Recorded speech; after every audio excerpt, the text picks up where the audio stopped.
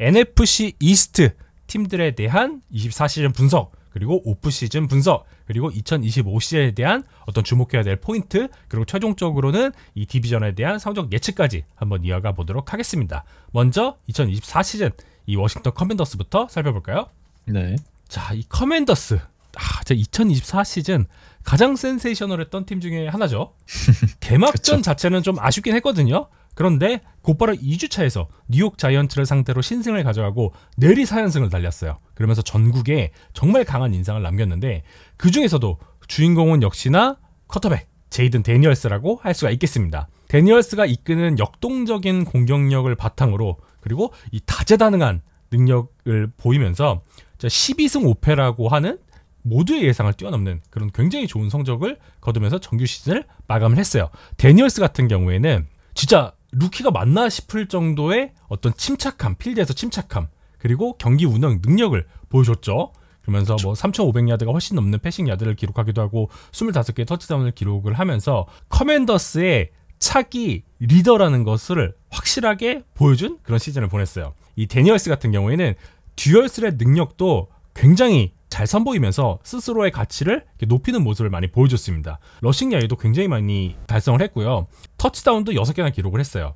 이러한 어떤 패스 그리고 러싱의 균형을 가져오면서 오펜스를 정말 잘 이끌었던 시즌이다라는 생각이 일단 들고 있습니다. 그리고 데니얼스의 성장, 이 선수가 시즌이 지나면 지날수록 점점 더 성장하는 모습을 보였죠. 그러면서 여기에서 테리 맥로린이 사실 시즌 초반에는 조금 약간 힘겨워했었는데 데니얼스의 성장과 함께 폭발적인 모습을 다시 보여줬고 메인 타깃으로서 역할을 톡톡히 했습니다. 여기에 뭐 브라이언 로빈슨의 런 게임, 어스틴 에클러의 런과 패스, 양방향의 공격, 이런 공헌은 커맨더스의 오펜스를 더욱 단단하게 만들었어요. 여기에 베테랑들을 중심으로 한 디펜스, 시즌 내내 좀 안정감을 많이 더했죠. 그리고 이것을 바탕으로 누구도 기대하지 않았던 플레이오프 진출, 그리고 플레이오프 2승이라는 굉장히 값진 결과를 얻으면서 최고의 시즌을 보냈습니다. 그렇죠. 그 전에 사실 CJ 스트라우드의 어떤 충격적인 루키 시즌을 다시 뛰어넘는 더 충격적인 루키 시즌이었다고 생각을 하고요. 모두가 이미 리그 탑10 쿼터백으로 인정하고 있을 정도죠. 그래서 이제 오펜스 얘기를 해주셨으니까 전 디펜스 얘기를 또 안 할 수가 없을 것 같아요. 한때 리그 최고의 이 디펜시브 라인을 자랑했던 게 이제 워싱턴 커맨더스였고, 특히 몬테즈 스웨트, 뭐 체이스 영 이런 선수들을 다 내보내면서 오히려 약간의 어떤 리툴링이라고 해야 될까요? 좀 디펜스를 조금 교체하는 과정에 있었는데 오히려 더 단단한 디펜스를 보여줬어요. 특히 이 댄 퀸의 디펜스는 기존에 있던 어떤 잭 델리오라는 디펜시브 코디네이터와 다르게 훨씬 더 색채가 짙었고, 하지만 비교적 단순하고 좀 직관적인 그런 디펜스였던 것 같아요. 선수들의 어떤 강점을 끌어올려주는 디펜스였고, 특히 댄 퀸의 스킴에 익숙한 이 단테 파울러, 그리고 뭐 도란스 암스트롱 이런 선수들을 단기 계약으로 영입하면서 매우 잘 활용했고, 뭐 공격적인 블리츠 운영이 사실 가장 주가 됐죠. 뭐 프랭키 르브, 뭐 제레미 친, 바비 와그너 이런 세컨 레벨에 있는 선수들을 적극적으로 활용하면서 어쨌든 부족한 디펜시브 라인의 어떤 탤런트를 메꿨던 시즌이었습니다. 여기서 뭔가 플러스 알파를 창출해냈다는 거는 매우 칭찬할 만하고요. 24시즌 성공에는 당연히 뭐 킹스버리와 데니얼스의 공이 컸지만 디펜스가 이만큼 버텨주지 못했다면 사실 이 성적도 없었을 것 같다, 이런 생각을 하면서 좀 디펜스도 한번 언급을 하고 가도록 하겠습니다. 좋습니다. 그 밖에 전 추가적으로 이야기를 해보고 싶은 부분이 대내외적인 구단의 전격적인 지원 역시도 분명히 효과가 있었다라는 생각이 들고 있어요. 아, 그쵸. 이 선수 복지에 대한 개선이 정말 확실하게 이루어졌는데, 이 넬파에서 설문조사를 매년 하거든요. 이 넬파의 설문조사를 기준으로 했을 때, 선수들이 직접 설문조사를 합니다. 요것을 기준으로 했을 때 워싱턴 커맨더스는 전년도와 전전년도에 리그 꼴찌였어요. 그랬던 팀이 지금 2024 시즌이 끝나고 설문했더니 얼만큼 좋아졌냐? 11위로 올라갔습니다.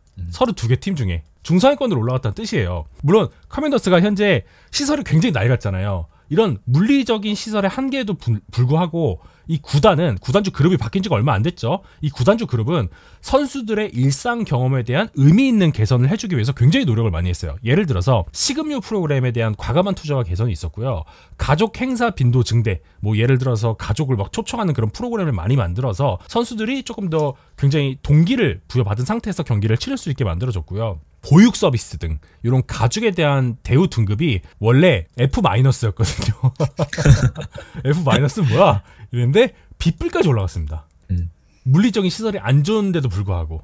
그리고 이동 측면에서도 원래 선수들이 비행기를 타고 많이 이동을 하잖아요. 미국 땅이 워낙 크니까. 근데 개인 공간을 많이 못 받았었대요, 원래. 그랬는데 이제는 비행기에서 굉장히 편안한 개인 공간을 많이 확보해 주었다. 이런 답변을 받기도 했다고 합니다. 그래서 이런 대외적인 개선이 팀 성적에 적지 않은 영향을 끼쳤을 것이다 라고 판단을 하고 있고요. 여전히 시설이 많이 낡았고 대대적인 어떤 개선이 필요한 상황이긴 하지만 이것은 굉장히 장기적인 플랜을 가지고 현재 커맨더스가 개선을 해 나갈 그럴 예정을 갖고 있고요. 이런 댄 퀸과 프론트 오피스의 어떤 지휘 그리고 헌신 아래 지금 현재 굉장히 좋은 라커룸 문화가 구축되고 있다. 그리고 이것은 성적으로 증명되고 있다라고 할 수가 있겠습니다.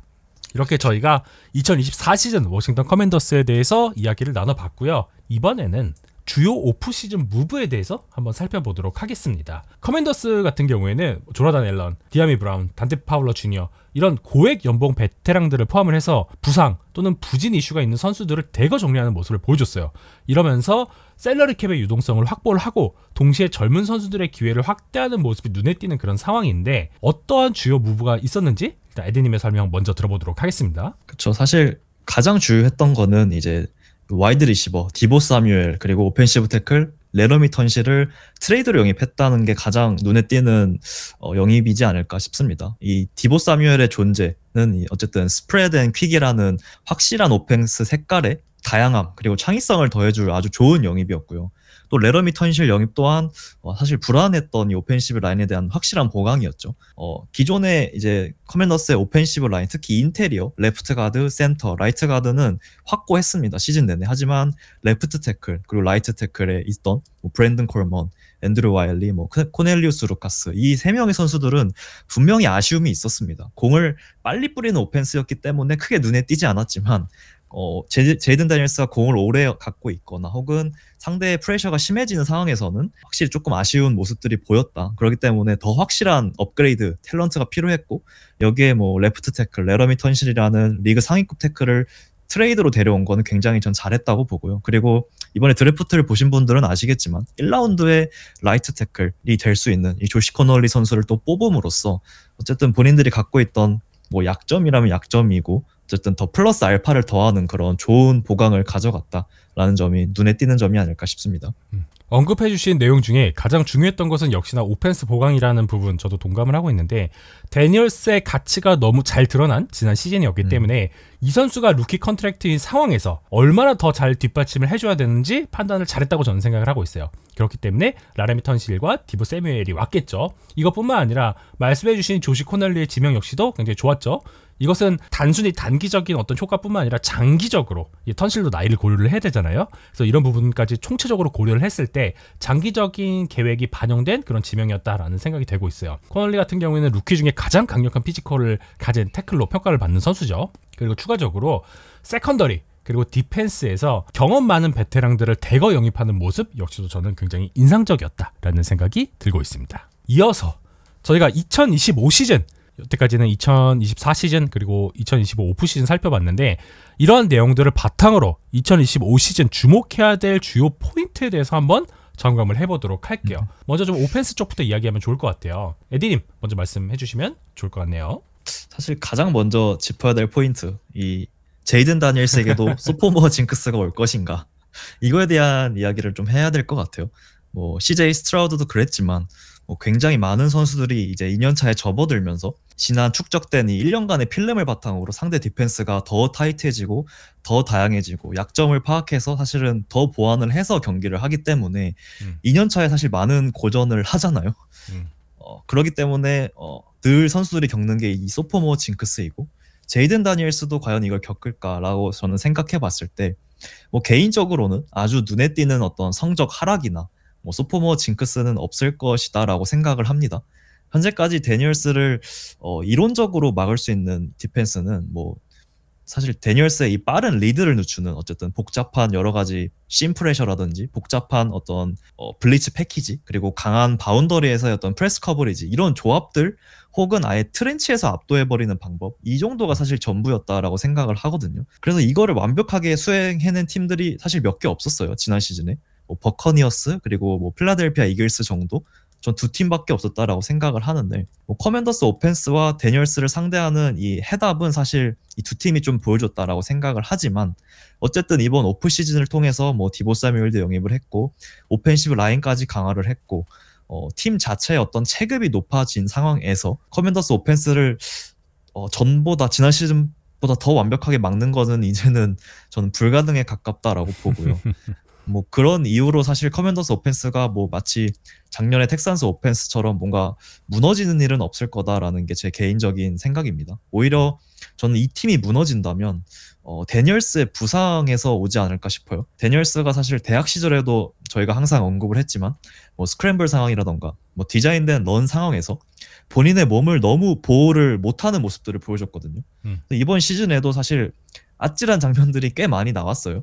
정말 뭐 다이빙을 잘 못한다든지 뭐 제대로 태클에 부딪히면서 다이빙을 한다든지 사실 이 17경기를 전부 다 소화한 게 저는 놀라운 수준이라고 보는데 그만큼 뭔가 히트가 많았고 데미지가 지금 현재 몸에 쌓인 상태라고 생각이 되고요.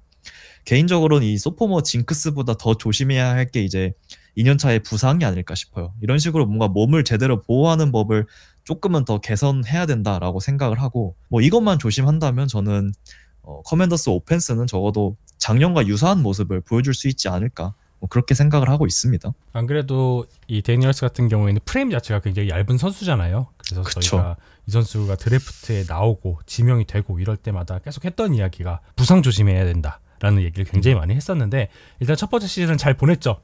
그래서 이런 모습이 두 번째 시즌까지 연결될지 주목해서 지켜보시면 좋을 것 같습니다. 오펜스 쪽에서 좀만 첨언을 좀 해보고 싶은데 저는 확실히 클리프 킹스베리가 애리조나 시절과는 달라졌다라는 생각이 많이 들고 있어요. 특히 애리조나 시절 때 비판을 받았던 부분들에 대한 개선을 시도를 열심히 했고 그것들이 실제 경기에서도 잘 나타났다라는 생각이 들고 있어요. 대표적인 것이 이 플레이 액션을 활용해서 런 게임 그리고 패싱 게임을 유기적으로 묶지 못하는 부분 이런 부분들이 개선이 잘 됐다라는 생각이 들고 있는데 예를 들어서 같은 포메이션 또는 같은 세트 이렇게 주어졌을 때 뭐 제트 스윕 페이크라거나 카운터 러닝 페이크, 타이트 엔드 스크린 이런 것들을 하나의 패키지로 묶어서 수비의 눈을 속이고 다양한 옵션을 부여를 해서 런과 패스의 혼란을 디펜스에 제공을 해야 되는데 이런 설계에 굉장히 취약을 했어요. 어떤 패키지를 갖고 오면은 얘네 런하겠네, 어떤 패키지를 갖고 오면 얘네 패스하겠네, 이게 굉장히 분석이 잘 되는 형태의 플레이북을 꺼내들었단 말이에요. 그랬는데 이런 부분들이 지난 시즌 굉장히 많이 개선이 됐습니다. 그래서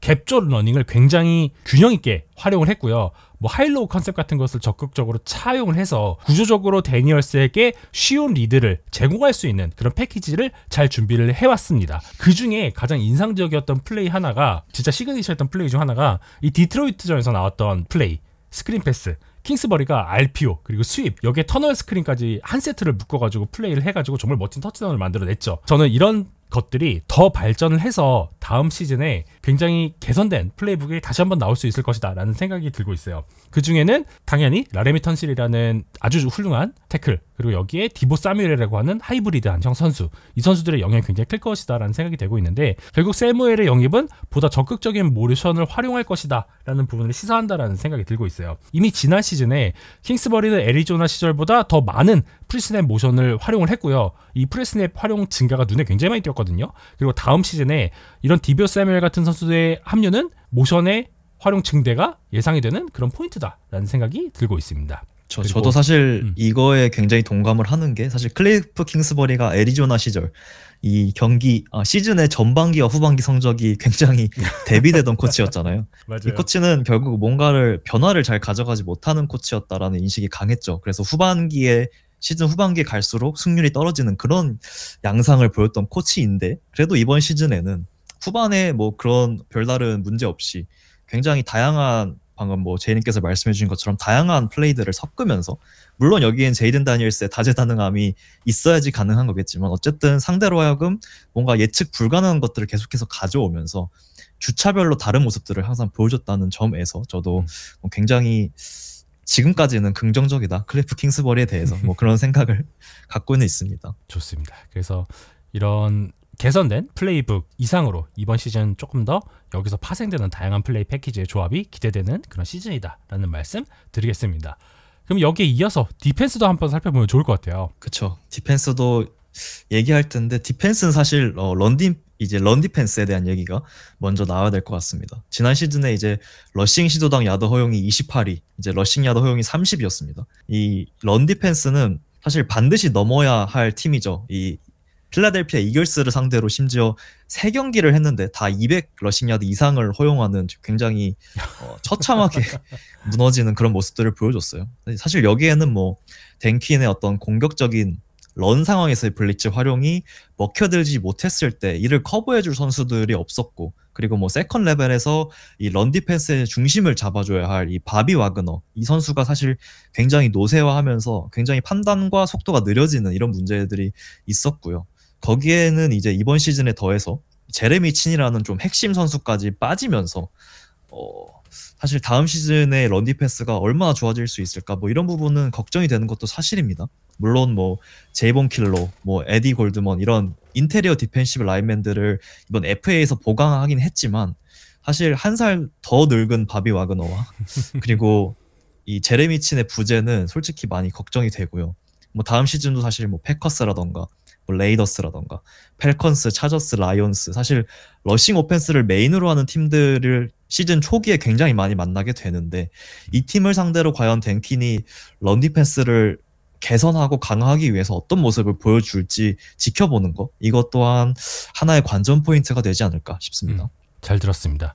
반면에 저는 좀 기대가 되는 그룹이 일단 코너백이라고 생각을 하고 있습니다. 일단 개선이 굉장히 기대가 되는데 지난 시즌 커맨더스 코너백진의 퍼포먼스는 정말 처참했죠. 단순히 커버리지를 못한다를 넘어서 위스 태클 정말 많았고요. 턴오버도 못 만들어냈어요. 그래서 결과적으로 2023년도 1라운드 16번 픽인 엠마누엘 포비스를 포함을 해서 벤자민 세인트주스, 마이클 데이비스가 모두 팀을 떠났어요. 그리고 시즌 중에는 슬롯이 메인이었던 마이크 세인리스트리 바운더리로 이동하는 그런 경우도 발생을 하긴 했었거든요. 그리고 시즌 중에 부상이었던 마션 레티모가 급하게 트레이드돼서 합류하긴 했는데 플레이오프에서 보여줬던 퍼포먼스는 정말 많이 아쉬웠습니다. 많이 부진한 경기력을 보였어요. 근데 지금 현재 레티모어는 굉장히 건강한 상태로 미니캠프에 합류한 그런 상황이라고 할 수가 있고요. 레티모어가 건강을 유지한 상태로 시즌을 치르고 여기에 루키인 트레이 에이모스가 같이 활약을 할 수만 있다면 분명 경쟁력 있는 코너백 듀오가 될 것이다라는 판단을 하고 있습니다. 에이모스 같은 경우에는 뭐 예전에 에디님께서도 말씀을 해주셨지만 프레스맨 커버리지, 그리고 라인에서 보여주는 피지컬, 짧은 구간에 대한 민첩성이 진짜 강점인 그런 선수거든요. 이 에이모스와 레티모어가 조합을 이룬 상태에서 만약에 양쪽 바운더리에서 딱 정렬을 하고 플레이를 한다, 특히 여기서 범프앤런을 한다, 저는 이게 굉장히 기대가 됩니다. 이렇게 되면 출발을 할 때부터 굉장히 피지컬한 싸움을 하면서 여기서 우위를 가져간다는 뜻이잖아요. 이렇게 되면 상대 쿼터백 입장에서는 약속했던 타이밍보다 패스가 늦춰질 수가 있어요. 이런 테크닉을 갖춘 선수들이기 때문에 이런 부분들이 굉장히 기대가 된다는 말씀을 드리겠고요. 여기에 패트리츠에서 뛰었던 풍부한 경험을 갖고 있는 조나단 존스까지 합류를 했기 때문에 지난 시즌보다 뎁스적으로도 그리고 선수들의 퀄리티적으로도 안정감이 더해졌다라고 저는 판단을 하고 있습니다. 그렇죠. 사실 마션 레티모와 이 AJ 브라운의 대결을 보는 것만으로도 볼거리는 충분하다고 생각을 해요. 그래서 이번에는 또 어떤 대결을 펼치게 될지 궁금하고요. 사실 저는 레티모어가 다시 전의 폼을 찾을 수 있을까에 대해서는 사실 회의적이긴 합니다. 하지만 제이님께서 말씀해 주신 것처럼 어쨌든 트레이 에이모스라는 선수가 합류했고, 그리고 뭐 사실 마이크 세인리스틸도 사실 지난 시즌은 굉장히 잘했기 때문에 저도 오히려 레티모어만 잘해준다면 그래도 지난 시즌보단 낫지 않을까 이런 생각을 하고 있습니다. 네, 잘 들었습니다. 이렇게 워싱턴 커맨더스 이야기는 마무리해보도록 하겠고요.